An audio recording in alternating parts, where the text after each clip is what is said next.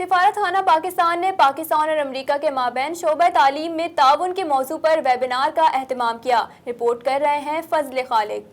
سفارت خانہ پاکستان نے پاکستان اور امریکہ کے مابین شعبہ تعلیم میں تعاون کے موضوع پر ویبینار کا اہتمام کیا۔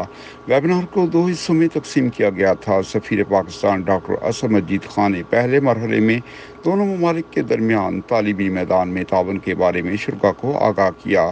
انہوں نے واضح کیا کہ شعبہ تعلیم میں تعاون پاک امریکہ 2 طرفہ تعلقات کا تابناک باب ہے۔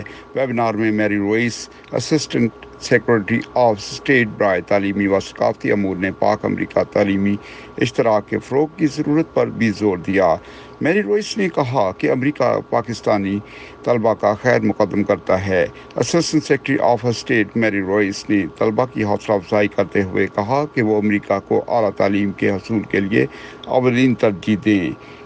انہوں نے واضح کیا کہ 2018 اور 19 میں کل پاکستانی طالب علموں کی تعداد 8,000 کے قریب تھی۔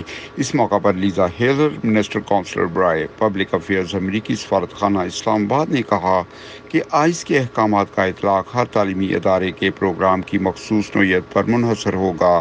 Doctor Tariq Naqvi, chairman Higher Education Commission نے بھی اس موقع پر اپنے خیالات کا اظہار کیا۔ انہوں نے کہا کہ پاک امریکہ باہمی تعلیمی اشتراک قابل فخر ہے۔ Fazal Khaliq, Voice of South Asia, میریلینڈ۔